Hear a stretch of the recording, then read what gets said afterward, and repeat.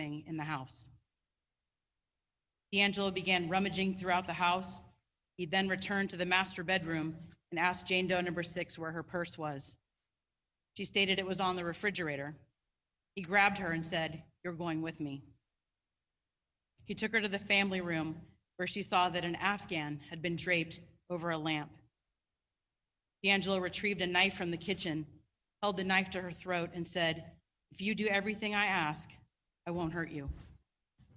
He demanded more money. She told him where there was some additional money located.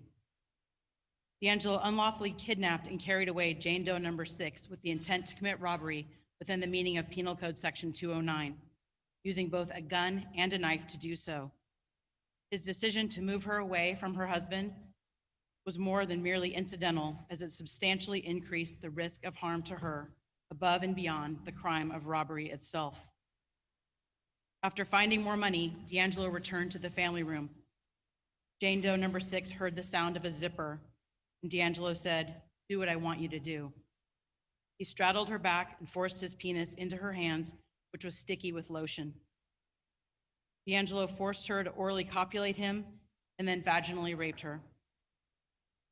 He then forced her to orally copulate him a second time. During the act of oral copulation, he told her, "If you don't swallow every drop, I'll kill everyone in this house." DeAngelo ejaculated in her mouth, and she swallowed it, fearing that he would kill her and her family. She did not. He raped her again before binding her feet and placing dishes on her back, and told her that he better not hear the dishes or he would kill for the first time. DeAngelo eventually left, taking money with him.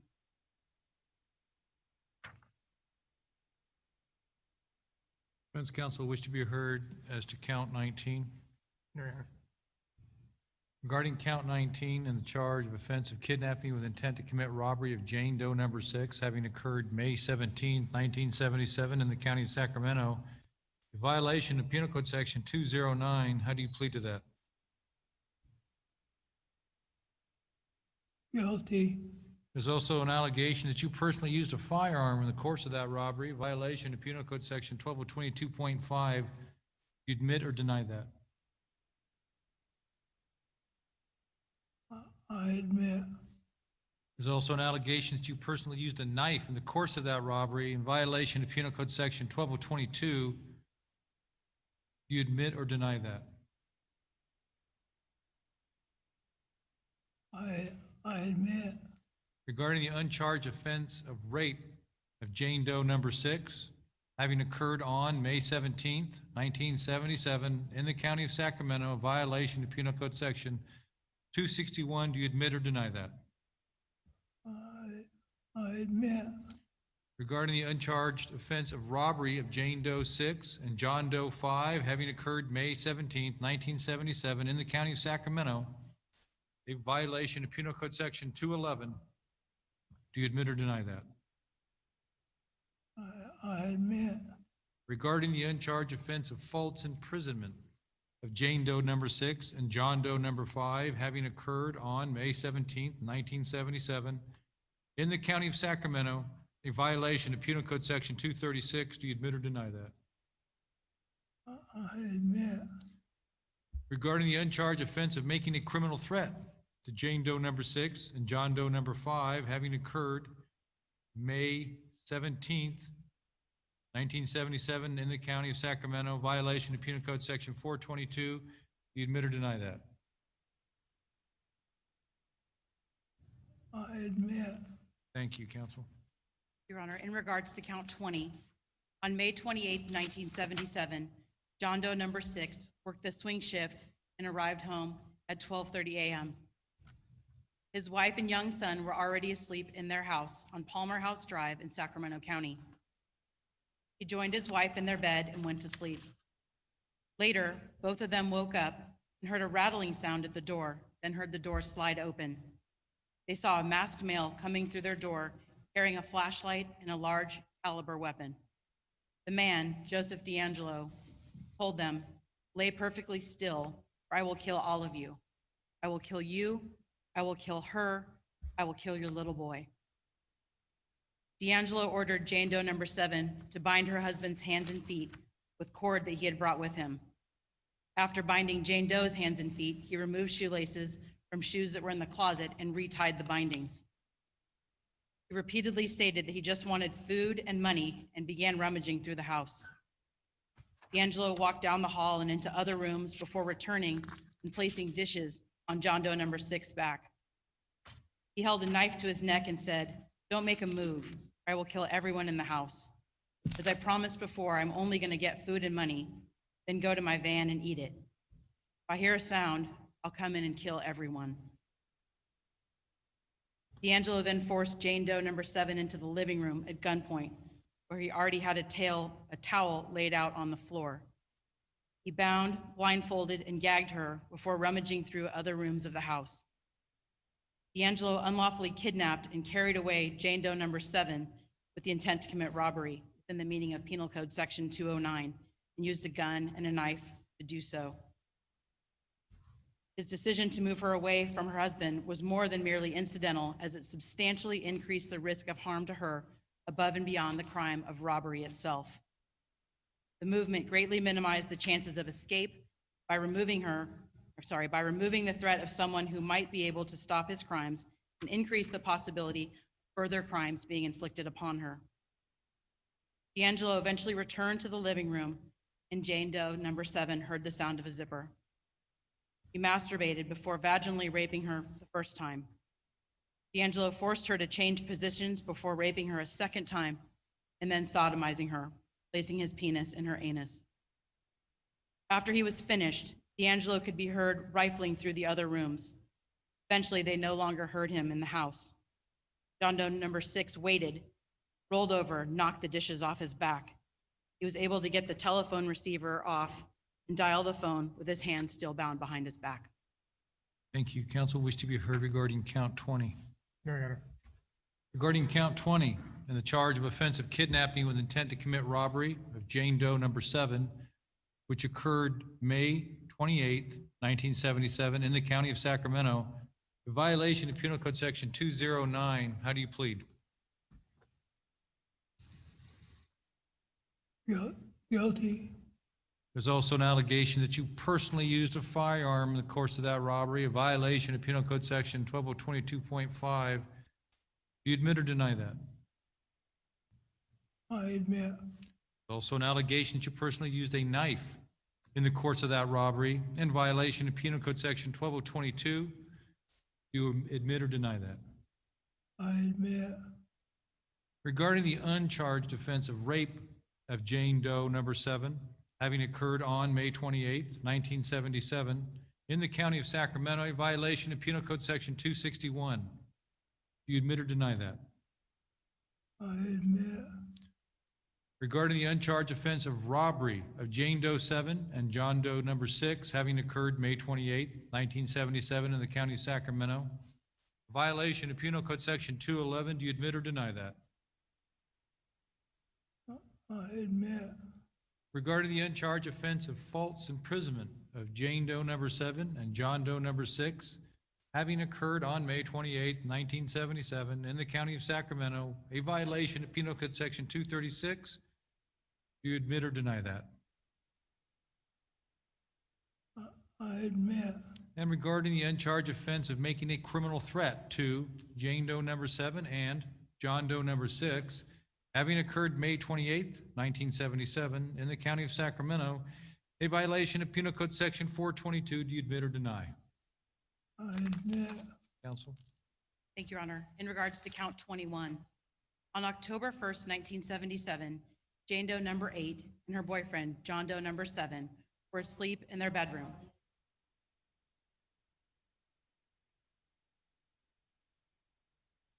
So you'll have your chance to speak at the victim impact, and you can state your name at that time, sir.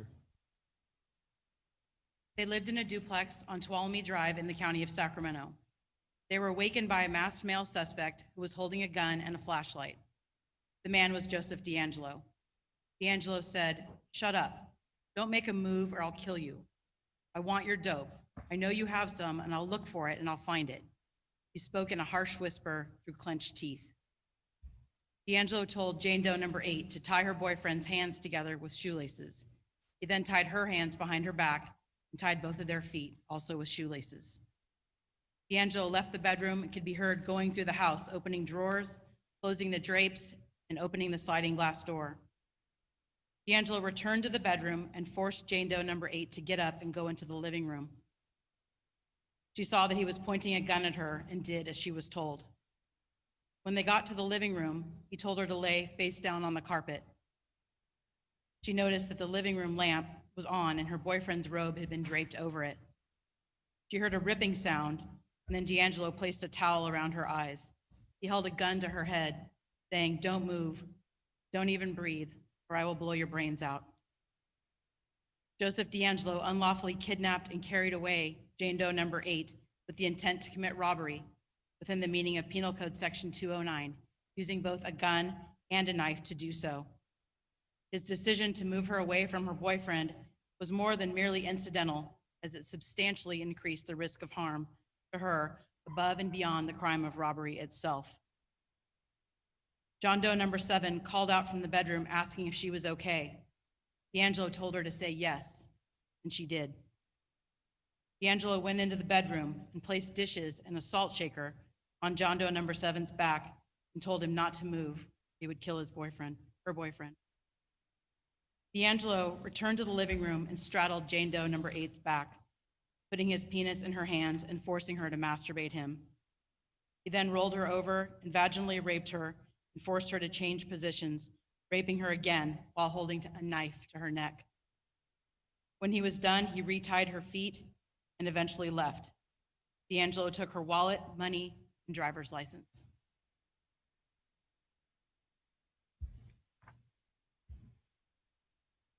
Counsel, you wish to be heard as to count 21? No, Your Honor.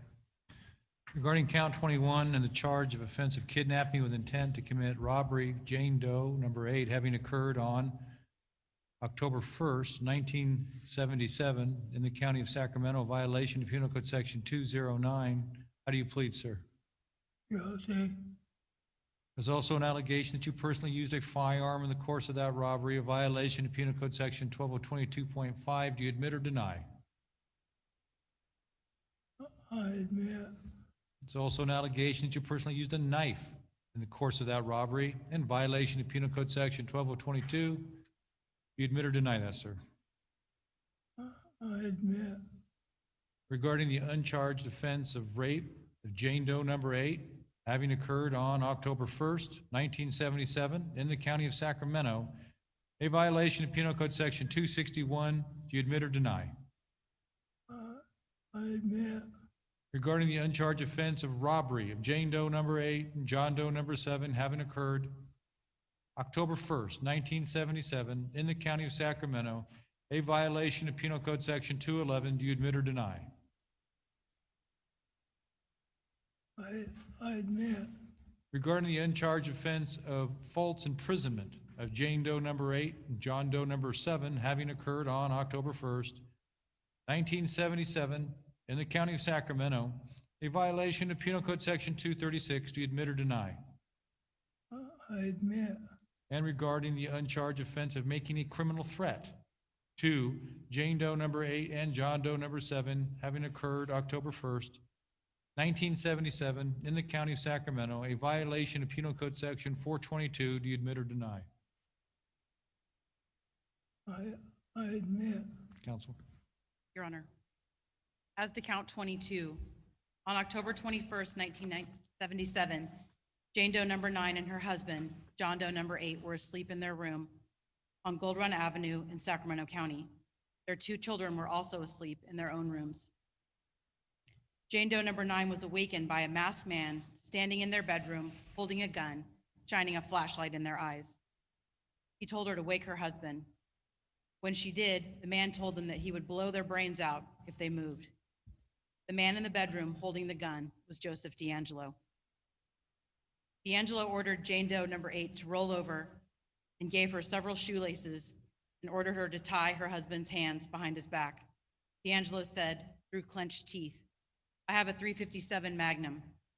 You don't tie him up tight, I'm gonna blow your fucking head off." During this time, he repeatedly was asking where the money was. He then bound Jane Doe number 9's hands and feet as well as her husband's feet. DeAngelo rummaged through the house and repeatedly checked on the victims. He asked Jane Doe number 9 where her purse was, and she told him where it was located numerous times. He then placed dishes on John Doe number 8's back and told him, "If I hear the dishes rattle, I'll cut your wife's throat." DeAngelo took Jane Doe number 9 into the living room under the guise of locating her purse. A sweatshirt had been draped over the television, which had been turned on in the living room, creating dim light. After he blindfolded her, DeAngelo touched her neck with a knife and repeatedly threatened her.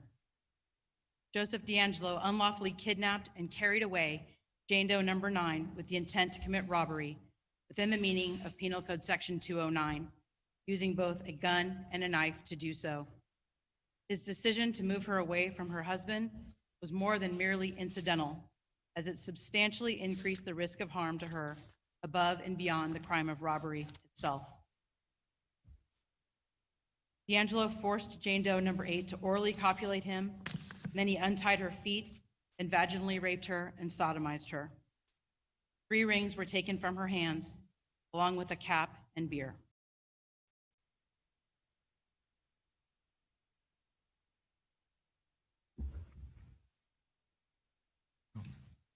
It was longer on this one.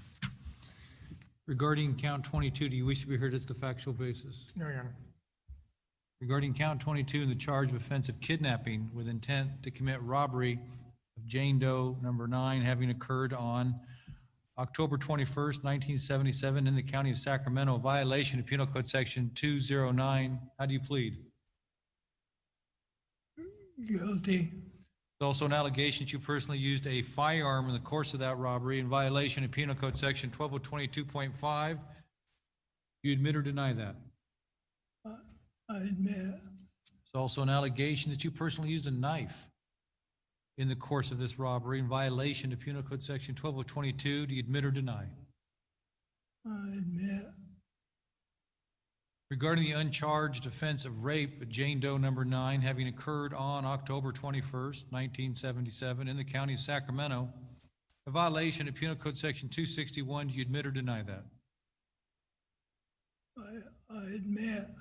Regarding the uncharged offense of robbery of Jane Doe number 9 and John Doe number 8 having occurred October 21st, 1977 in the county of Sacramento, a violation of Penal Code Section 211, do you admit or deny?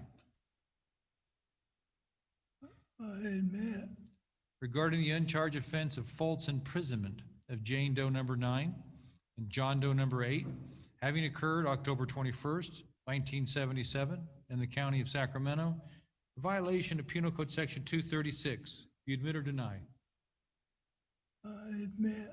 And regarding the uncharged offense of making a criminal threat to Jane Doe number 9 and John Doe number 8, having occurred October 21st, 1977, in violation, in the county of Sacramento, in violation of Penal Code Section 422, do you admit or deny that? I admit. Counsel. Thank you, Your Honor. As to incident number 28, Jane Doe number 14. On June 18th, 1976, Jane Doe number 14 was sleeping in her bedroom at her Paseo Drive residence in the city of Rancho Cordova, county of Sacramento. She lived with her father, who was retired from the military and on vacation out of state. At approximately 4 a.m., she awoke to a male figure standing in the doorway of her bedroom. The male was wearing a ski mask, a t-shirt, and gloves, but was nude from the waist down and had an erection. The male was Joseph DeAngelo. DeAngelo was armed with a knife. He jumped on the bed next to her and held the knife to her right temple. While speaking through clenched teeth, DeAngelo said, "If you move or make one sound, I'll stick this knife in you." DeAngelo told Jane Doe number 14 he was going to rape her, ordered her to take off her nightgown. He looked around the room and in the closet before returning to the bed, demanding that she roll onto her stomach. DeAngelo bound her hands tightly behind her back with a small rope. He again looked around the room and found a belt, which he also tied around her hands. He again ordered her to roll over and then vaginally raped her while she lay on the bed with her hands bound behind her back. When he was done, he wiped his penis clean with the bed sheet. and asked her if she had any money. Each time DeAngelo spoke, he used a low, guttural whisper through clenched teeth. He told him there was some change in her bedroom and money in her purse.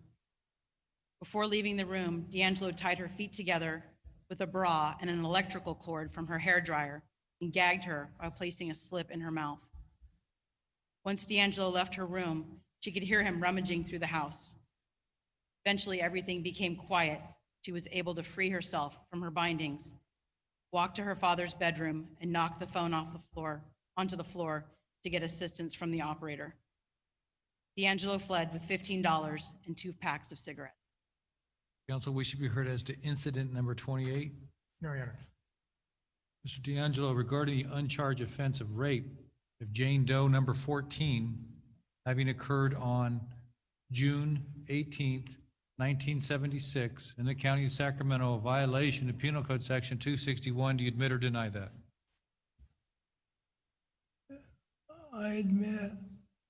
Regarding the uncharged offense of false imprisonment of Jane Doe number 14, having occurred on June 18th, 1976, in the county of Sacramento, a violation of Penal Code Section 236, do you admit or deny that? I admit.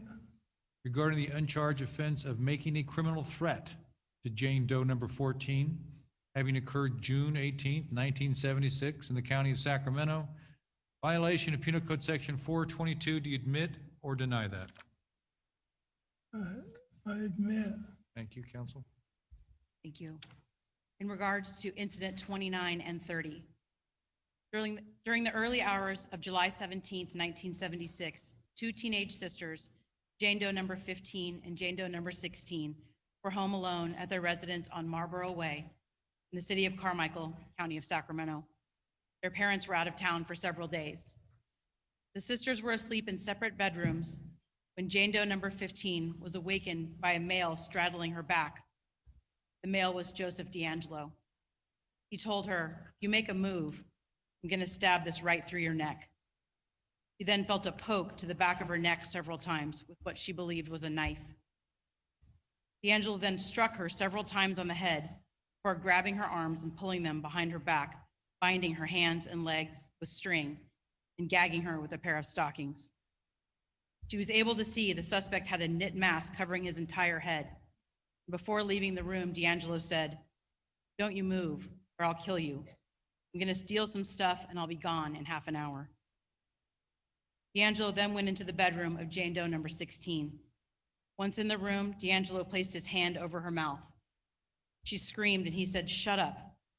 I have a knife, and if you don't shut up, I'll kill you."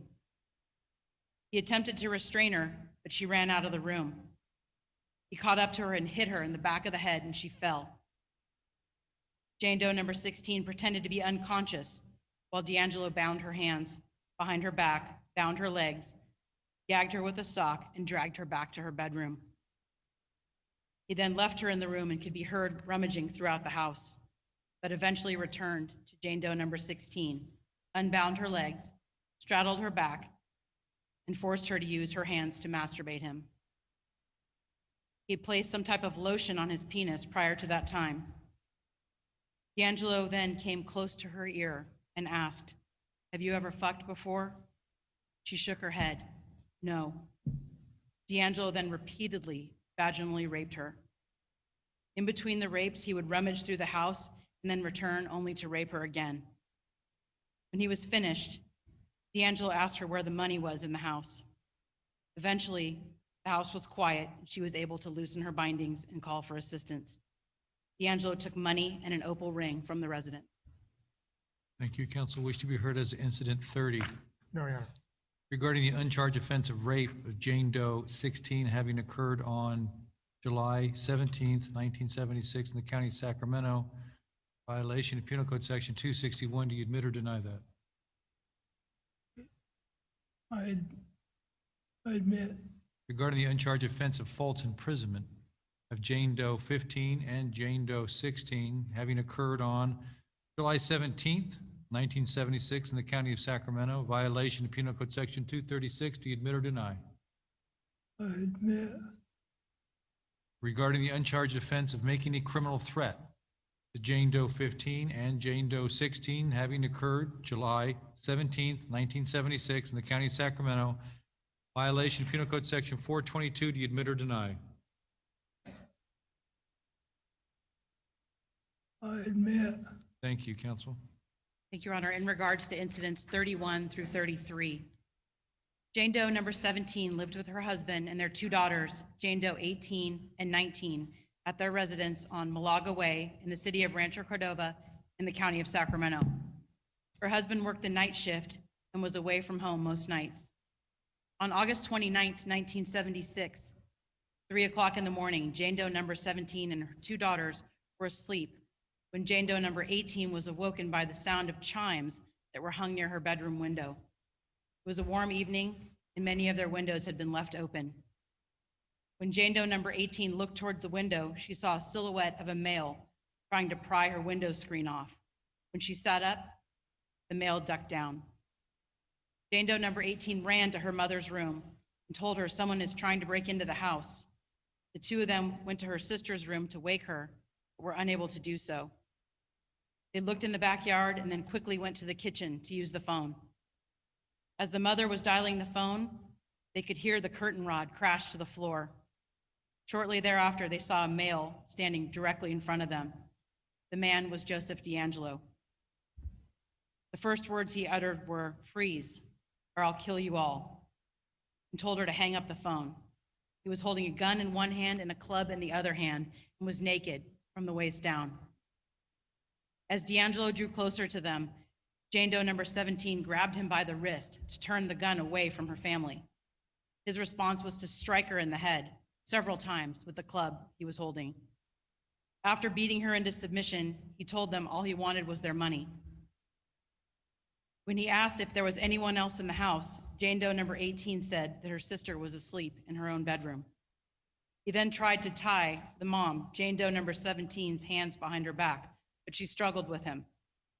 DeAngelo struck her several more times in the head with the club. She was able to break free and ran out the front door to a neighbor's house. DeAngelo in turn fled the residence. Jane Doe number 17's head injuries required multiple stitches. Their residence was located just around the corner from Jane Doe number 14, who was sexually assaulted 2 months prior. Counsel, you wish to be heard as to the factual basis of incident 31, 32, and 33? Mary Ann. Regarding the uncharged offense of burglary in the first degree of Jane Doe 17, Jane Doe 18, and Jane Doe 19 having occurred on August 29th, 1976 in the County of Sacramento, violation of Penal Code Section 459. Do you admit or deny that? I admit. Regarding the uncharged offense of attempted rape of Jane Doe 17, Jane Doe 18, and Jane Doe 19 having occurred on August 29th, 1976 in the County of Sacramento, violation of Penal Code Section 664/261. Do you admit or deny that? I admit. Thank you, counsel. In regards to incidents 34 and 35, on the morning of October 5th, 1976, Jane Doe number 20's husband left for work. Her 3-year-old son, John Doe number 13, came into her room and got into bed with her. Her husband had been gone only 10 minutes when she heard a light switch off and footsteps in the hallway of her home, located on Wood Park Way in the city of Citrus Heights in the County of Sacramento. When she looked up toward the bedroom door, she saw a masked male standing in the doorway. The masked male was Joseph DeAngelo. DeAngelo told her, "Shut up. I want your money and I won't hurt you." Jane Doe number 20 hugged her son tightly and said, "Please don't hurt us. Take my money. Just leave us alone." DeAngelo told her he had a knife. When she continued to beg DeAngelo to take all their money and go, he responded by again telling her to shut up. He would use the knife on her. DeAngelo tied her hands behind her back with shoestrings, bound her ankles, and blindfolded her with a towel. He confirmed the fact that he did have a knife by sticking it on different parts of her body, including her neck. After tying her up, he began rummaging through the drawers and other rooms of the house. When the suspect returned to the bedroom, Jane Doe number 20 could hear fabric being ripped. DeAngelo used that torn fabric to bind the hands and feet of the little boy. He then moved Jane Doe number 20's son off the bed, away from her. When she continued to beg for their safety, DeAngelo stuffed a washcloth in her mouth. He approached the side of the bed and told her, "Play with my penis," with her hands. DeAngelo untied her legs and used his fingers to digitally penetrate her vagina. He then vaginally raped her. During the rape, DeAngelo asked her if it felt like the captain's and that she looked good at the club. Jane Doe number 20's husband was a captain in the military and was assigned to a nearby base. After the sexual assault, she could hear DeAngelo walking around the house. When she could no longer hear him in the house, she was able to remove the blindfold and hop, still bound, to a neighbor's house for help. When asked to describe her assailant to law enforcement, Jane Doe number 20 reported that he had a small penis, a fact that was consistently reported by the majority of the sexual assault victims. Thank you. Counsel, you wish to be heard as the factual basis?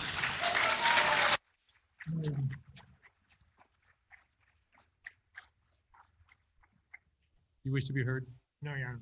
Thank you. Regarding the uncharged offense of rape, Jane Doe 20, having occurred on October 5th, 1976 in the county of Sacramento, a violation of Penal Code Section 261, do you admit or deny? I admit. Regarding the uncharged offense of false imprisonment of Jane Doe 20 and John Doe 13, age 3, on October 5th, 1976, in the county of Sacramento, a violation of Penal Code Section 236, do you admit or deny? I admit. Regarding the uncharged offense of making a criminal threat to Jane Doe number 20 and John Doe number 13, having occurred on October 5th, 1976, in the county of Sacramento, a violation of Penal Code Section 422, do you admit or deny? I admit. Thank you, counsel. Your Honor, in regards to incident 36, on October 9th, 1976, Jane Doe number 21 was asleep in her bedroom on El Segundo Drive in Rancho Cordova in the county of Sacramento when she was awakened by a masked male. He put his hand over his mouth and poked her in the back with a sharp object. The man called her by name, told her not to scream or he would cut her. The man was Joseph DeAngelo. DeAngelo had Jane Doe number 21 turn over, tied her hands behind her back, gagged her, and blindfolded her. He led her back to the patio outside where he had her lie down on a rug. DeAngelo then tied a clothesline from Jane Doe number 21's brother's bedroom door to a bathroom faucet in order to prevent him from opening his door. DeAngelo questioned her about where he could find money. He went back inside and she could hear him walking around the house and then in the backyard. When he approached her, it sounded as if he were masturbating. He told her, "Don't you dare scream," and again poked her with a knife. DeAngelo then said, "You'd better let me do this," before straddling her back, putting his penis in her hands, and forcing her to masturbate him. DeAngelo then vaginally raped her several times, forcing her to change positions multiple times at his direction. After the sexual assaults, he dragged her close to one of the patio posts and tied her feet to the post. He removed 2 rings from her fingers and told her not to scream because he lived close by. Once she determined he was gone, she loosened her blindfold and hopped into the house. She was unable to call law enforcement. The phone lines had been cut. Jane Doe 21's residence had been burglarized in September of 1973, with the burglar taking a single earring and some other jewelry. Thank you, counsel. We wish to be heard as to incident number 36. No, Your Honor. Regarding the uncharged offense of rape of Jane Doe 21 having occurred on October 9th, 1976 in the county of Sacramento, violation of Penal Code Section 261, do you admit or deny that? I admit. Regarding the uncharged offense of false imprisonment of Jane Doe number 21 having occurred on October 9th, 1976 in the county of Sacramento, violation of Penal Code Section 236, do you admit or deny that? I admit. And regarding the uncharged offense of making a criminal threat, Jane Doe number 21 having occurred on October 9th, 1976, in the County of Sacramento, violation of Penal Code Section 422. Do you admit or deny that? I admit. I think, folks, we're going to take our afternoon break, give my court reporter a chance to shake her hands out, and we'll reconvene in approximately a half hour. Thank you.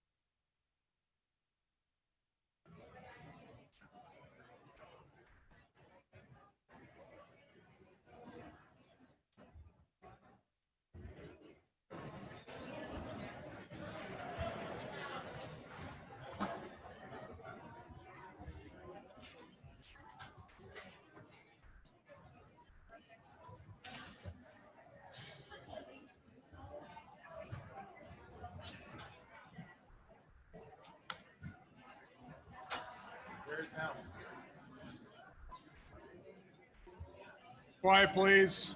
Quiet. Please find your seats. Quiet, please. Find your seats.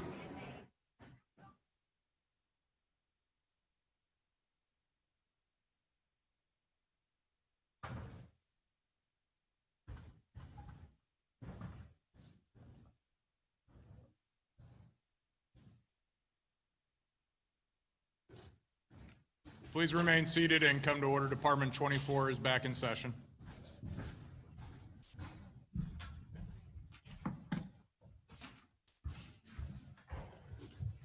Thank you. We're back on the record. The People State of California versus Joseph DeAngelo. That's case 18FE 008017. Solday. Thank you, Your Honor. In regards to incident 37, on October 18th, 1976, Jane Doe was in her house on Kipling Drive in the city of Carmichael, county of Sacramento, with her 2 children. In preparation for a move to the Bay Area, the house had recently been listed for sale and the sign was still out front. Jane Doe number 22's husband had already started a new job in the Bay Area. In the early morning hours, she was awakened by her son, who told her someone was trying to get into the house through a kitchen window. She picked up the phone and tried to dial the operator, but the phone just rang. She could hear someone running down the hallway towards the bedroom. The door opened and a masked male with no pants grabbed the phone from her, jumped on the bed, and put a knife to her throat. He told her to do exactly what she wanted. He would kill her. The man with the knife making the threats was Joseph DeAngelo. After asking who else was in the residence, DeAngelo bound Jane Doe 22's hands and her son's hands behind their backs. He then blindfolded them with torn pieces of towel and bound their ankles. DeAngelo tied her son to the headboard and before leaving the room with his mother said, "Don't make a noise. Every time you move a muscle, it will take seconds off of your mother's life." DeAngelo demanded money, and Jane Doe 22 told him there was money in her purse and an envelope with $250 that was a donation for the cancer fund.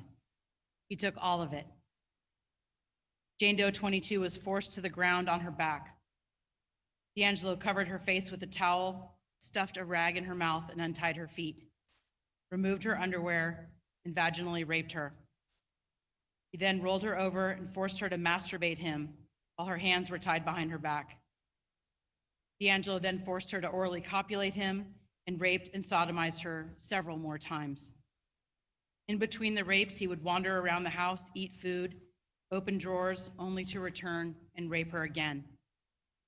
She heard DeAngelo go into the garage, and after several minutes, he was able to untie her bindings and go to a neighbor's house for help. Before leaving, DeAngelo took 4 rings off of Jane Doe number 37's fingers, including her wedding ring and band. Thank you. Counsel, you wish to be heard as to incident number 37? Regarding the uncharged offense of rape of Jane Doe number 22 having occurred on October 18th, 1976 in the county of Sacramento, violation of Penal Code Section 261, you admit or deny that? Regarding the uncharged offense of false imprisonment of Jane Doe number 22 on October 18th, 1976 in the county of Sacramento, violation of Penal Code Section 236, do you admit or deny that? Regarding the uncharged offense of making a criminal threat to Jane Doe number 22 having occurred on October 18th, 1976 in the county of Sacramento, violation of Penal Code Section 422, do you admit or deny that? Counsel? In regard to incident 38, on November 10th, 1976, Jane Doe 23, who was a teenager at the time, was home alone watching television. Her parents had gone out for the evening.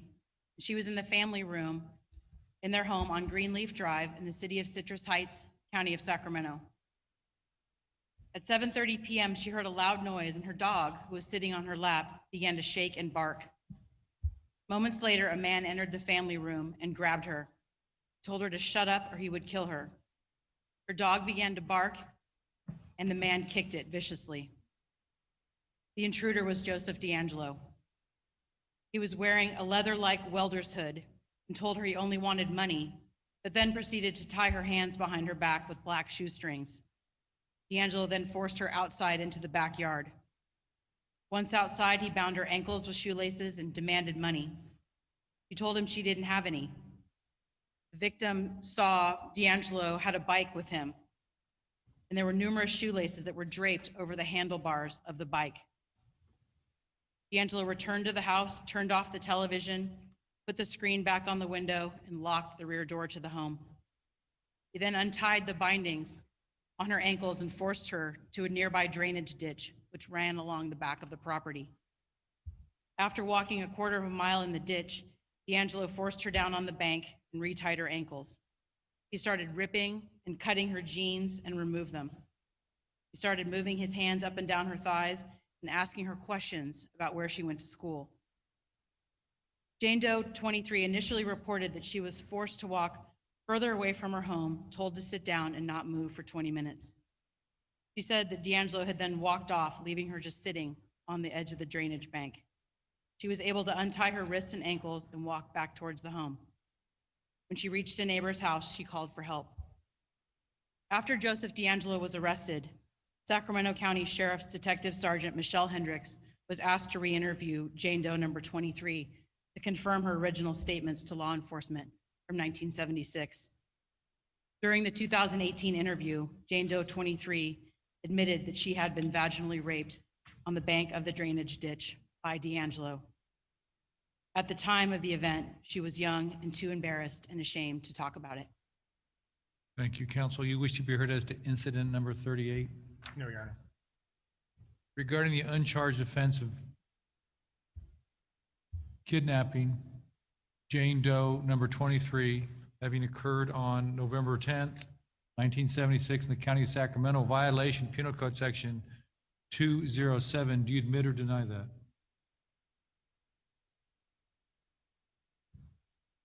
I admit. Regarding the uncharged offense of rape of Jane Doe number 3, having occurred on November 10th, 1976 in the county of Sacramento, violation of Penal Code Section 261. Do you admit or deny that? I admit. Regarding the uncharged offense of false imprisonment of Jane Doe number 23 on November 10th, 1976 in the county of Sacramento, violation Penal Code Section 236. You admit or deny that? I admit.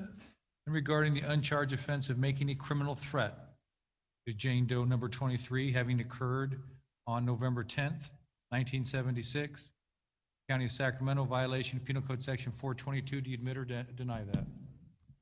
I admit. Counsel? In regards to incident 39, on the evening of December 18th, 1976, Jane Doe number 24 was home alone with a cold. Her parents had gone to a Christmas party and her sister was at a friend's house. The teenager decided to practice piano in their Ladera Way home in Fair Oaks in the county of Sacramento. As she played the piano, she heard some strange noises, but didn't think anything of it.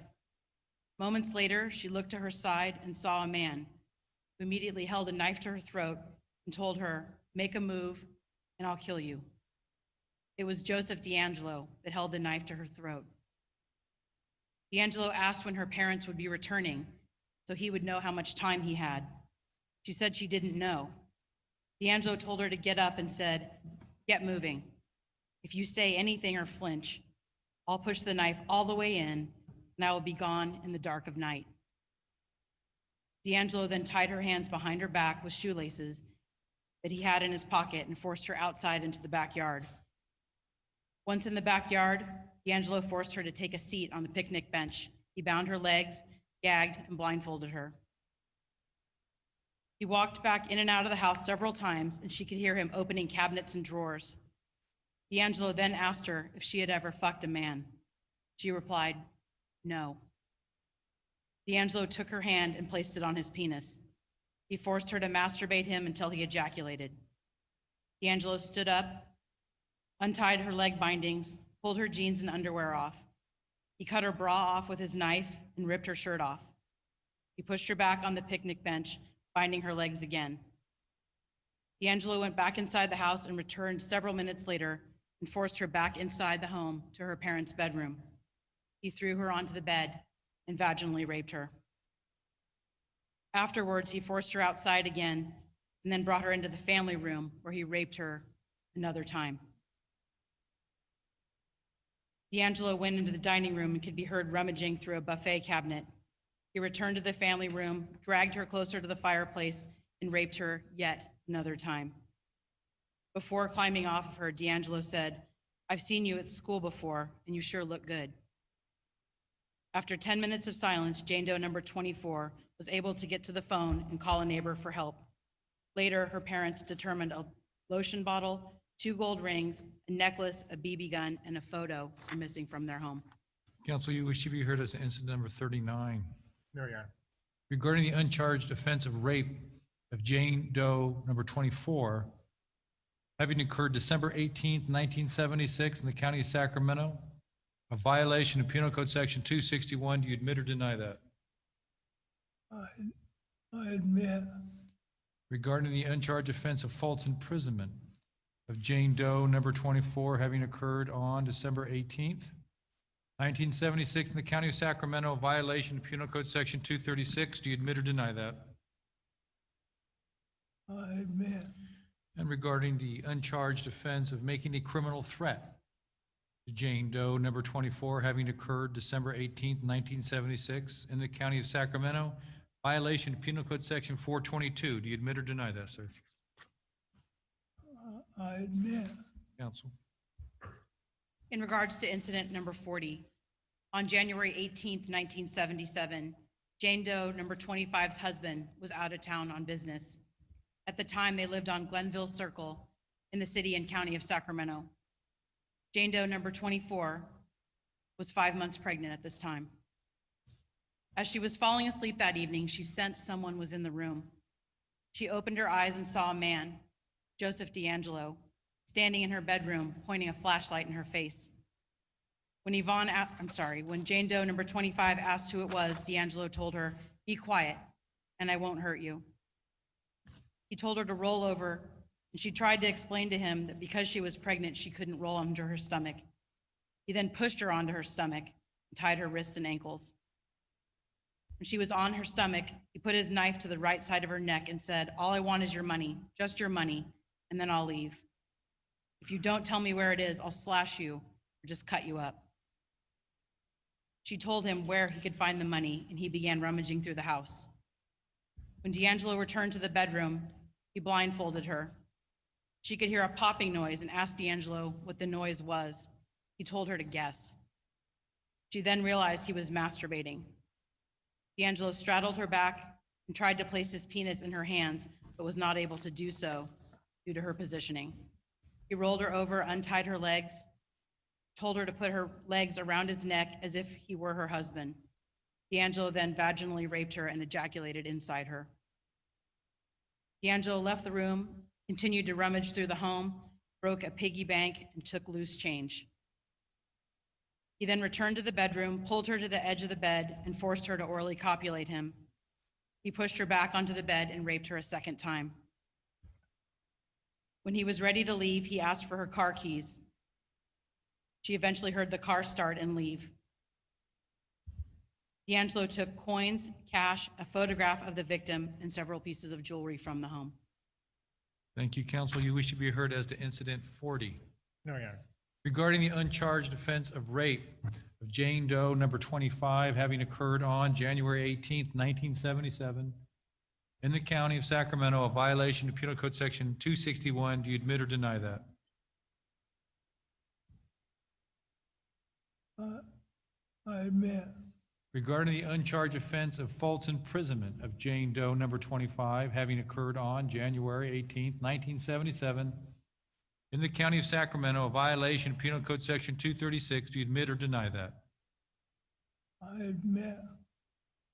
Regarding the uncharged offense of making a criminal threat to Jane Doe number 25, having occurred on January 18th, 1977 in the county of Sacramento, violation of Penal Code Section 422. Do you admit or deny that, sir? I admit. Counsel.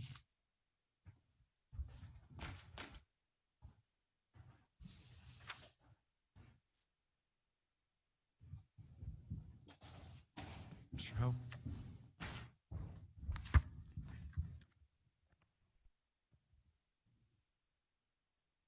Good afternoon, Your Honor. Assistant Chief Tin Vu Ho from Sacramento County.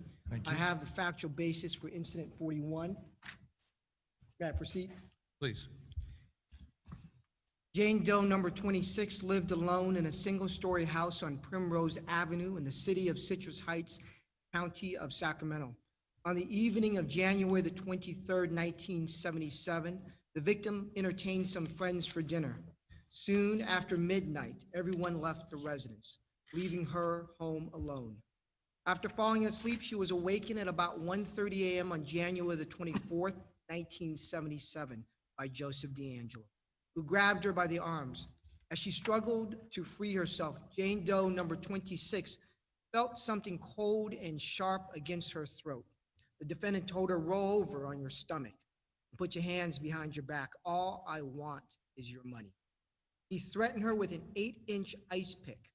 He described her attacker as reeking from the smell of stale sweat. DeAngelo tied her hands behind her back with a clear cord and then wrapped a scarf around her eyes. After asking where her purse was located, he left the room and ransacked the house. When DeAngelo returned a few minutes later, the victim heard a popping sound, which she believed to be the defendant masturbating. He asked her, "Do you know what I'm doing?" When she told DeAngelo that he was playing with his penis, he demanded that she call it, quote unquote, dick. Instead, forcing her to use that word, he forced her to play with it while her hands were tied behind her back. The victim knew she was about to. Joseph DeAngelo then rolled the victim over onto her stomach and inserted his penis into her vagina. He asked her, "How long has it been since you've been fucked?" DeAngelo forced the victim into multiple positions as he raped her over and over again. He was unable to achieve an orgasm. He then left her and walked into the kitchen where he ate food and drank beer. Over the next 2 hours, he repeatedly returned to rape the victim in different positions. The last time he left the room, the victim waited 15 minutes before crawling to the telephone to call the police for help. Thank you. Defense wish to be heard as to incident 41. No, Your Honor. Regarding the uncharged offense of rape of Jane Doe, number 26, having occurred on January 24th, 1977 in the county of Sacramento, violation of Penal Code Section 261, do you admit or deny that? I admit.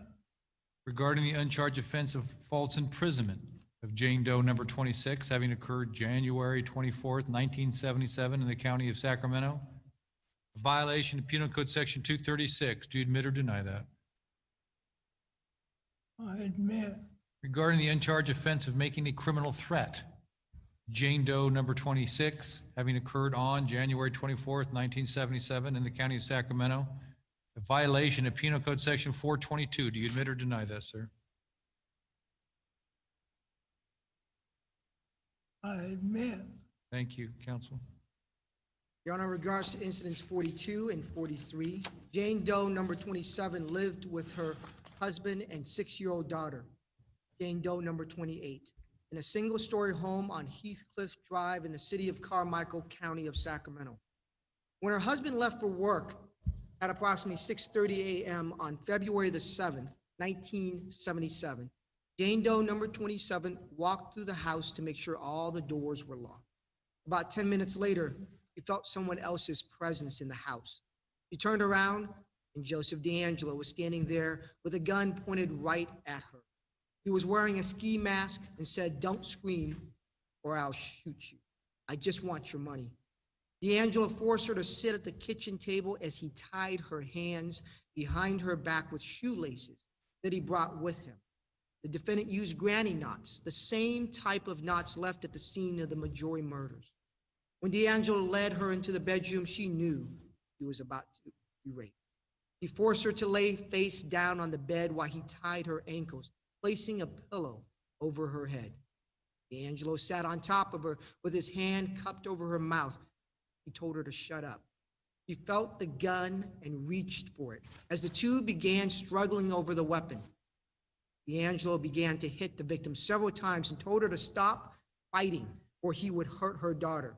saying, "I'll go and cut her ear off and bring it back to you."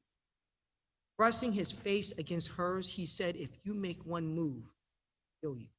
He ran the cold, sharp blade of his knife across her cheek, telling her to shut up, or he would slice her face open. DeAngelo would mostly talk through clenched teeth in a harsh whisper. He gagged and blindfolded her. After removing the victim's pants, DeAngelo pressed a knife against her stomach and orally copulated her as he ran the blade across her abdomen and legs. He then vaginally raped her, but suddenly he stopped after a few minutes. The victim was blindfolded, but he could sense that her 6-year-old daughter was now in the room. DeAngelo forced the little girl into the bathroom, where he tied her up because she was crying. When the little girl continued to sob, DeAngelo placed her onto the bed next to her mother. DeAngelo left the room and could be heard ransacking through the house. After a few minutes, the victim worked the gag out of her mouth and asked her daughter if she was okay. This little girl warned her mother to be quiet, because right at that moment, DeAngelo pushed his weight down on the bed to let them know that he was. They could hear his heavy breathing. When the little girl cried, the defendant held the knife to her throat and said, "Be quiet, or else I'll cut you up." After the last time DeAngelo left the room and some time had passed, the little girl said, "Mommy, do you think he's gone?" Even though she had lost all sensation in her hands, the victim was able to loosen the bindings. Together, they rolled off the bed, opened the sliding glass door, and began yelling for help. A neighbor came running. Defense counsel wish to be heard as to incident 42 and 43. Here we are. Regarding the uncharged offense of rape, Jane Doe number 27, occurring on February 7th, 1977, in the county of Sacramento, a violation of Penal Code Section 261. Do you admit or deny that? I admit. Regarding the uncharged offense of false imprisonment, the Jane Doe number 27 and Jane Doe number 28, age 6, having occurred on February 7th, 1977, in the county of Sacramento, a violation of Penal Code Section 236. Do you admit or deny that? I admit. Regarding the uncharged offense of making a criminal threat to Jane Doe 27 and Jane Doe 28, having occurred on February 7th, 1977. Did I say 27? February 7th. One second. Occurring on February 7th, 1977, in the county of Sacramento, violation of Penal Code Section 422. Do you admit or deny that, sir?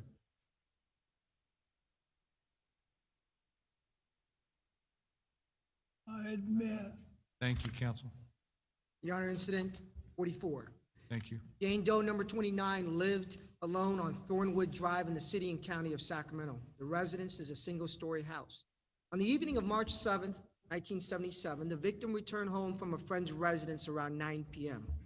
Before going to bed, she checked all the doors and windows and made sure they were locked. Around 4 a.m. on March the 8th, 1977, the victim was awakened by a noise of someone running on carpet. Moments later, Joseph DeAngelo rushed into her bedroom and immediately put a knife through her throat. Through clenched teeth, he said, "Do you feel this butcher knife? If you scream or say anything or move, I'll kill you." After he bound her wrists and ankles with shoelaces, DeAngelo blindfolded and gagged her. He ransacked through the house for some time before returning to the victim. When she heard him remove his pants, she knew what was going to happen. DeAngelo straddled her back, placed his penis in her bound hands, and told her to play with it. As he forced her to masturbate him, Jane Doe number 29 said that his penis felt slimy. DeAngelo violently flipped the victim over onto her back and ripped off her nightgown. He untied her feet and said, "You had better fuck me good or I will kill you." DeAngelo placed a pillow over her face, even though a blindfold already covered her eyes. He scraped and clawed at her breasts with his hands before vaginally raping her and forcing her to change position multiple times. When DeAngelo was done sexually assaulting the victim, he draped a blanket over her body and said, "If you don't do anything, I won't hurt you. Be gone." Before leaving, he took a photo of the victim wearing a bikini and stole a ring, which was a family heirloom. After DeAngelo left, the victims whose hands were still bound by shoelaces made her way to the door. On April the 6th, 2001, Jane Doe number 29 received a phone call at her residence. DeAngelo said, "Don't you remember? Don't you want to party again?" When she asked who the caller was, he hung up. Counsel wish to be heard as to incident 44. No, Your Honor. Regarding the uncharged offense of rape of Jane Doe number 29, having occurred on March 8th, 1977 in the county of Sacramento, violation of Penal Code Section 261, you admit or deny that? I admit. Regarding the uncharged offense of false imprisonment of Jane Doe number 29, having occurred on March 8th, 1977 in the county of Sacramento, violation of Penal Code Section 236, you admit or deny that? I admit. Regarding the uncharged offense of making a criminal threat to Jane Doe number 29, having occurred March 8th, 1977 in the county of Sacramento, violation of Penal Code Section 422, you admit or deny that, sir? I admit. Counsel? In regards to incident number 45, Jane Doe number 30 was 16 years old and lived on Benny Way in the city of Rancho Cordova, county of Sacramento. This location was approximately a mile away from where Brian and Katie Majori would be murdered less than a year later. On the afternoon of March the 18th, 1977, the Sacramento Sheriff's Department received several phone calls from an unknown caller who stated, "I'm the East Area rapist. I have my next victim already stalked, and you can't catch me." Later that evening, around 10:40 p.m., Jane Doe number 30 came home from her shift at a local fast food restaurant. Her family was away for the evening. The porch light was supposed to be on, but it wasn't. She sat down for dinner and called a friend who was supposed to spend the night. As soon as she dialed the last number on the phone, she heard a noise in the hallway.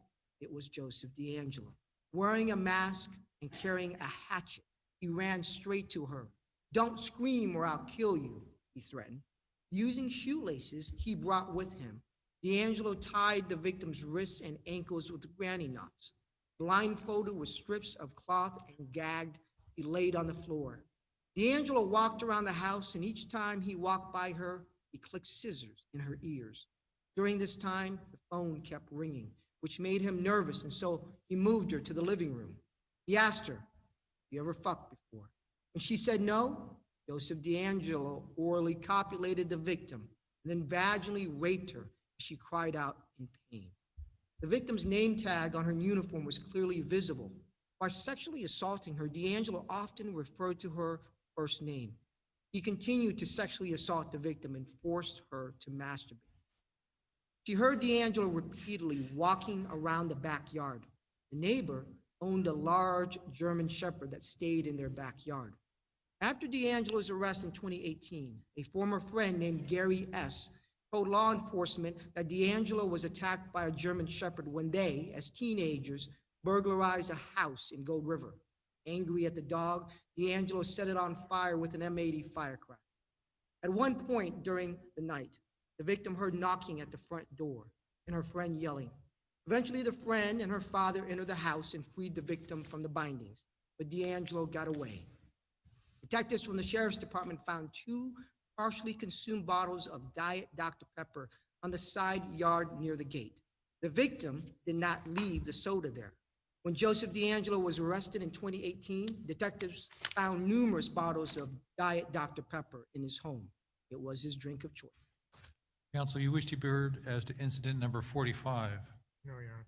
Regarding the uncharged offense of rape, Jane Doe number 30, having occurred on March 18th, 1977, in the county of Sacramento, violation of Penal Code Section 261. Do you admit or deny that?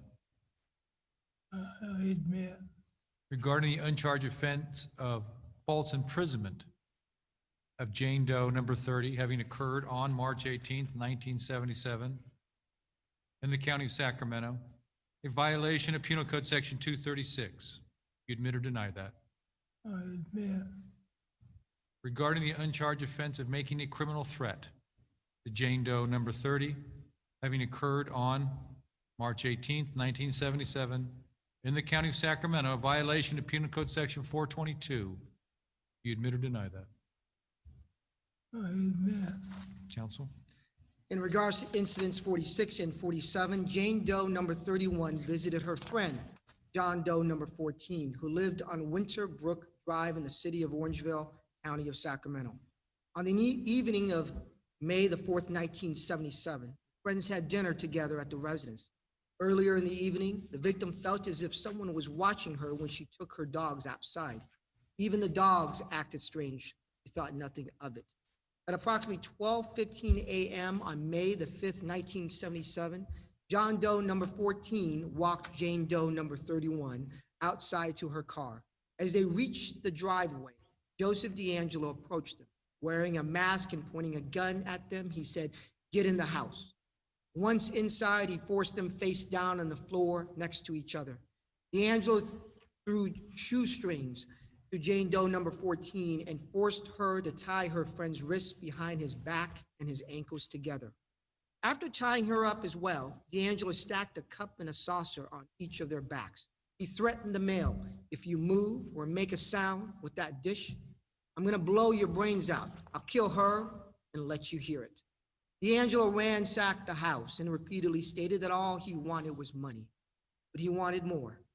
DeAngelo led the victim down the hallway to the master bedroom where he forced her onto the floor. He unbuttoned her blouse, cut off her bra with a knife, and began to sexually assault her, raping her and orally copulating her several times over the next several hours.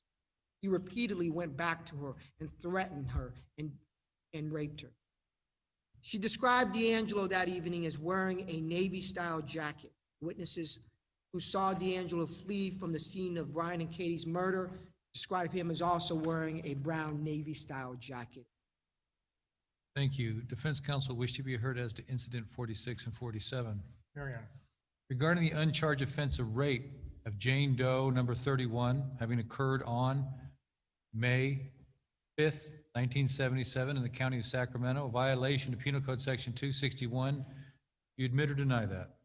I admit. Regarding the uncharged offense of false imprisonment of Jane Doe number 31 and John Doe number 14, having occurred on May 5th, 1977 in the county of Sacramento, a violation of Penal Code Section 236. You admit or deny that? I admit. Regarding the uncharged offense of making a criminal threat to Jane Doe number 31 and John Doe number 14, having occurred on May 5th, 1977 in the county of Sacramento, a violation of Penal Code Section 422. Do you admit or deny that? I admit. Counsel? Yes, in regards to incidents number 48 and 49, Jane Doe number 32 lived with her husband, John Doe 15, on Woodson Avenue in the city and county of Sacramento. They recently moved into their new home, which was the only residence occupied on the street since the others were still under construction. Just before 2 a.m. on October the 29th, 1977, the husband was awakened by someone tapping his foot with a hard object. Joseph DeAngelo stood at the foot of their bed. He threatened the husband, "Don't move or I'll blow your fucking brains out, fat boy," he told him. DeAngelo ordered the victim to tie the husband's wrists behind his back with shoelaces he threw to her. DeAngelo noticed that the victim only tied one wrist and yelled, "Bitch, I'll blow your brains out if you try something like that again." Using granny knots, DeAngelo tied up the victim and ransacked the house.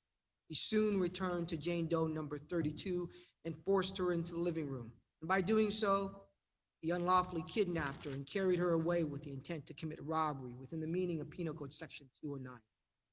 He did so, and in doing so, he substantially increased the risk of harm to her above and beyond the crime of robbery itself. After placing some dishes on the husband's back, DeAngelo stated, "If I hear the dishes rattle, I'll cut off her ear, bring it back to you." DeAngelo returned to the victim and straddled her back as he placed his penis in her bound hands, forcing her to masturbate him.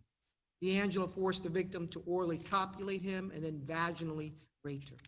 Over the next several hours, Joseph DeAngelo continued to sexually assault the victim, alternating between vaginal rape and forced sodomy as the victim cried out in pain. During this time, the victim felt a gun belt and a holster on the defendant's waist. Each time, the defendant returned to the husband, who remained bound on his bed with dishes on his back. and each time the defendant would shove the gun in the husband's cheek or push the knife against his throat. At one point in between repeatedly sexually assaulting the victim, DeAngelo told her, "I'm gonna go watch TV. Keep your mouth shut." Before leaving, Joseph DeAngelo took the victim's wedding ring. The victims eventually freed themselves and were able to call the police. Thank you, counsel. We wish to be heard as to incident number 48 and 49. Regarding the uncharged offense of kidnap to commit robbery of Jane Doe, number 32, having occurred October 29th, 1977 in the county of Sacramento, violation of Penal Code Section 209, do you admit or deny? I admit. Regarding the uncharged offense of rape of Jane Doe, number 32, having occurred on October 29th, 1977 in the county of Sacramento, a violation of Penal Code Section 261, do you admit or deny that? I admit. Regarding the uncharged offense of robbery of Jane Doe, number 32, and John Doe, number 15, having occurred on October 29th, 1977, in the county of Sacramento, violation of Penal Code Section 211, do you admit or deny? I admit. Regarding the uncharged offense of false imprisonment of Jane Doe, number 32, and John Doe, number 15, having occurred on October 29th, 1977, in the county of Sacramento, violation of Penal Code Section 236. Do you admit or deny that? I admit. Regarding the uncharged offense of making a criminal threat to Jane Doe, number 32, and John Doe, number 15, having occurred October 29th, 1977, in the county of Sacramento, a violation of Penal Code Section 422. Do you admit or deny that, sir? I admit. Thank you, counsel. In regards to incident 50 and 51, Jane Doe number 33 was just 13 years old and in the 7th grade. She lived with her mother, Jane Doe number 34, in a 2-story condominium that backed up to the levee of the American River on La Riviera Drive in the city and county of Sacramento. If the curtains were open, you could see into the residence from the top of the levee. At approximately 2:30 a.m. on November the 10th, 1977, the mother was awakened by a noise of the sliding glass door and saw a bright light in her face. It was Joseph DeAngelo, who then tied the victim's mother with her hands behind her back. When the mother complained that the bindings were too tight, he said, "You want me to cut off your fingers? Who else is in the house?" The mother stated that her young daughter slept in another room. Before leaving the mother, DeAngelo placed 2 plates on her back. DeAngelo then walked into the 13-year-old's room and woke her up. DeAngelo put a knife to her ear and slid it down behind it and said, "You want me to cut off your ear?" The young girl said she didn't care. A clearly frustrated DeAngelo told her, "Do what I say or I'm going to stab you with a knife and slit your throat and watch you bleed to death." Before leaving the girl's bedroom, DeAngelo bound her hands with shoelaces tied in granny knots and gagged her. However, she was able to loosen her bindings. DeAngelo became angry when he returned and noticed that she had freed her hands from the bindings. Eventually, Joseph DeAngelo got onto the victim's bed, straddled her, placed his penis in her hands. He ordered the young girl to masturbate him, but she refused to do so. She could smell the strong odor of lotion on him. DeAngelo asked this 13-year-old victim, "Have you ever fucked before?" When she said that she did not know what that word meant, DeAngelo removed this child's underwear and told her to bend your legs more or I'll kill you. In the victim's own words, he was poking around with his penis and could not get his penis into her vagina, but then he forced it into her anus for a few moments. The defendant then retied her ankles before heading to the mother's room. He went to the mother's room and told her that he was going to go cook something, but he left the residence, taking cash and a gold necklace. Counsel wish to be heard as to incidents 50 and 51. Oh, yeah. Regarding the uncharged offense of rape of Jane Doe, number 33, having occurred on November 10th, 1977 in the county of Sacramento, a violation of Penal Code Section 261, you admit or deny that?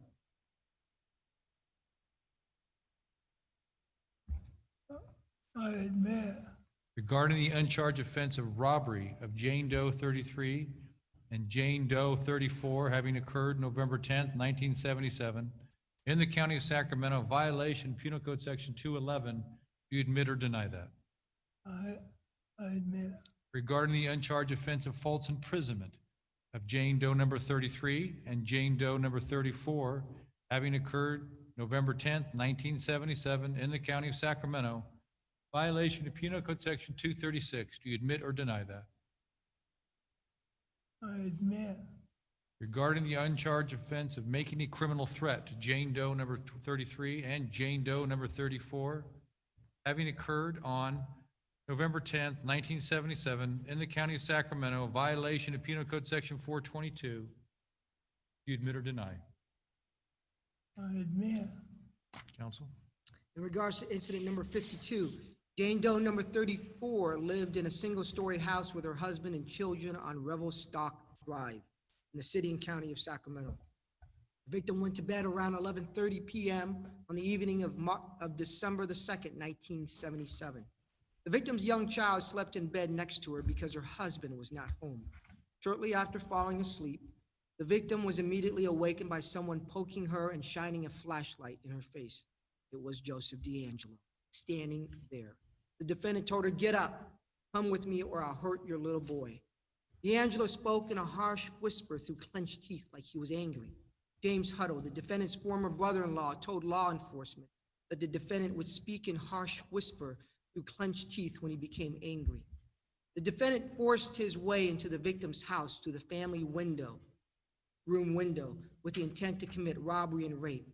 DeAngelo ordered the victim to her feet as he held long shoestrings in his hand. He ordered her into the living room where he forced her face down.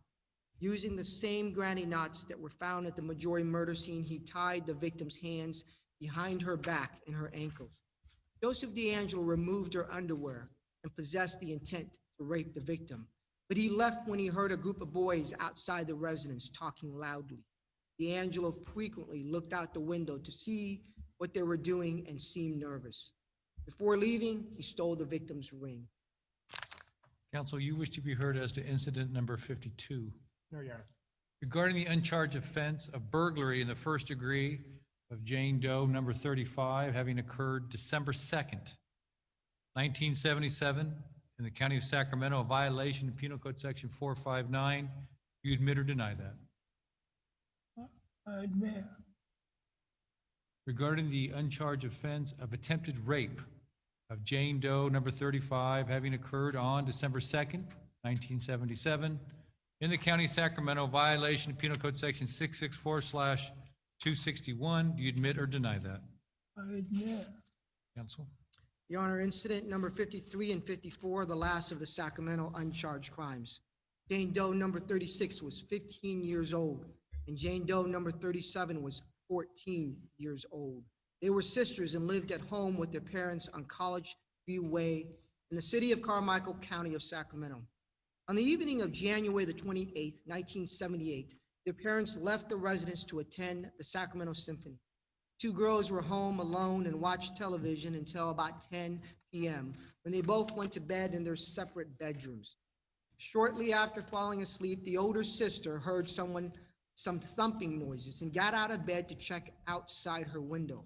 While looking out the window, she heard someone whispering behind her, saying, "Give me all your money or I'll kill you." It was Joseph DeAngelo, and he was standing right behind her with a flashlight in one hand and a gun in the other. After taking her money, the defendant forced the older sister to walk to her younger sister's room. Once they were in the little sister's room, DeAngelo forced the girls to lay face down on the bed.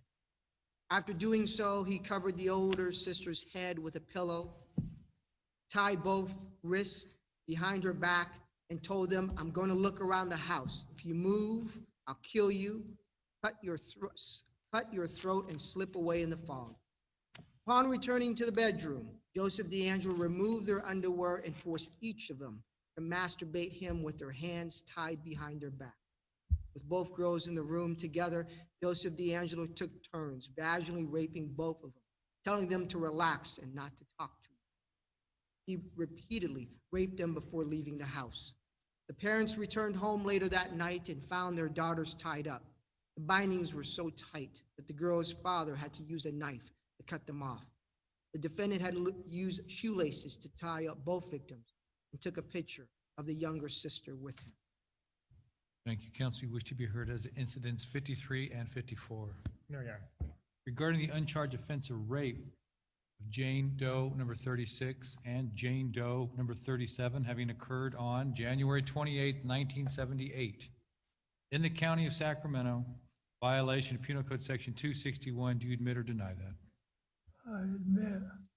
Regarding the uncharged offense of false imprisonment of Jane Doe number 36 and Jane Doe number 37 having occurred on January 28, 1978 in the county of Sacramento, a violation of Penal Code Section 236, do you admit or deny? I admit. Regarding the uncharged offense of making a criminal threat, Jane Doe number 36 and Jane Doe number 37 having occurred on January 28, 1978 in the county of Sacramento, violation of Penal Code Section 422, do you admit or deny? I admit. Court finds that Mr. DeAngelo has made a knowing, voluntary, and intelligent waiver to his rights to a jury trial, confrontation, and self-incrimination. Court further finds the plea and the admissions were made voluntarily and with the understanding of the nature of these charges and uncharged crimes, as well as the consequences of this plea. Court finds there is a factual basis for the plea and the admissions. The people accept the plea and the conditions stated on the record. Yes, Your Honor. Court accepts the plea and the conditions stated in the record, and I find there's a factual basis. Based on the guilty pleas, court finds count 2, finds Mr. DeAngelo guilty of murder in the first degree, violation of Penal Code Section 187, Paren A, Katie Majori. Court also finds that Mr. DeAngelo personally used a firearm in the course of that murder in violation of Penal Code Section 12022.5 based on his admission. As to count 3, court finds Mr. DeAngelo guilty, violation of Penal Code Section 187, murder in the first degree of Brian Majori. Court further finds that Mr. DeAngelo did use a firearm in the course of that murder in violation of Penal Code Section 12022.5 based on his admission. Count 14, court finds Mr. DeAngelo guilty, kidnapping for the purpose of robbery, violation of Penal Code Section 209. Court further finds use of a knife to be true based on the admission within the meaning of Penal Code Section 12022. As to count 15, court finds Mr. DeAngelo guilty, violation Penal Code Section 209, kidnapping for the purposes of robbery. Court further finds that Mr. DeAngelo did personally use a firearm within the meaning of Penal Code Section 12022.5 based on his admission. Count 16, court finds Mr. DeAngelo guilty, violation of Penal Code Section 209, kidnapping with intent to commit robbery. Court further finds that Mr. DeAngelo did use a firearm and personally use a firearm within the meaning of Penal Code Section 12022.5 based on his admission. Court further finds that Mr. DeAngelo did personally use a knife within the meaning of Penal Code Section 12022 to be true based on his admission. Count 17, court finds Mr. DeAngelo guilty, violation Penal Code Section 209, kidnapping with intent to commit robbery. Court further finds personal use of a firearm within the meaning of 12022.5 to be true based on his admission. Count 18, court finds Mr. DeAngelo guilty, violation Penal Code Section 209, kidnapping to commit robbery. Court further finds that Mr. DeAngelo did personally use a firearm within the meaning of 12022.5 of the Penal Code based on his admission. Court DeAngelo, case 18FE 008017. Mr. DeAngelo is present with counsel. People who are present, I believe, was going to have the district attorney from Orange County to approach. Go ahead. Please restate your name for the record. Good afternoon, Deborah Lloyd from Orange County. Thank you.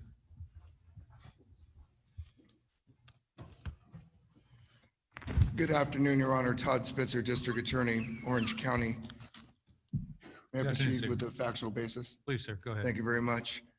This is with respect to counts 10 and 11 for victims Patrice and Keith Harrington. Keith and Patrice Harrington. Keith and Patrice Harrington lived in a gated community. Further finds that he personally used a firearm within the meaning of 12022.5, and I find that to be true based on his admission. Court further finds that he personally used a knife within the meaning of 12022 based on his admission. Count 22.